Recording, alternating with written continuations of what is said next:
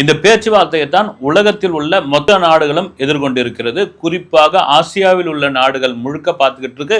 India மிக உன்னிப்பாக பார்த்துக்கிட்டு இருக்கு. உங்களுக்கு எல்லாம் தெரியும், அமெரிக்கா ரஷ்யா பேச்சுவார்த்தை தான் அந்த பேச்சுவார்த்தை. அந்த பேச்சுவார்த்தைக்கான முக்கிய காரணம் என்ன?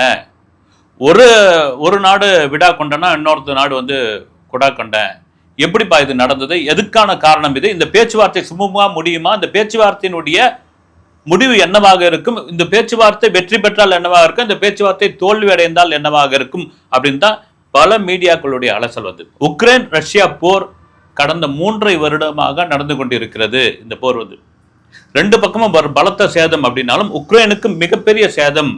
ஏன்னா நீங்க ரஷ்யான்னு ஒரு பெரிய நாடை பார்க்கும் பொழுது உக்ரைன் ஒரு சின்ன நாடாக இருந்தாலும் உக்ரைனுக்கு வந்து ஒரு பெரிய பின்னடைவு இருக்குது. அதே வேளையில் அந்த போர் தொடங்கி கொஞ்ச காலம் இருந்த போதெல்லாம் அமெரிக்காவினுடைய அதிபராக இருந்த ஜோ பைடன் என்ன சொன்னாரு?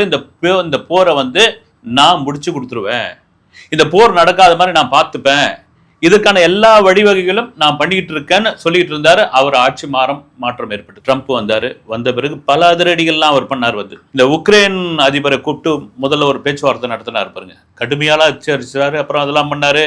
அவர் கூட அந்த உக்ரைன் அதிபர் கூட கொஞ்சம் கோச்சிங்லாம் வெளியே வந்துட்டாரு. அது பெரிய சர்ச்சையெல்லாம் ஆச்சு. என்ன நான் சொல்றதெல்லாம் நீ கேட்க மாட்டேன்ற அப்படின்ற அளவுக்கு வந்து ட்ரம்ப் கொஞ்சம் கோபமாலாம் ஆனாரு.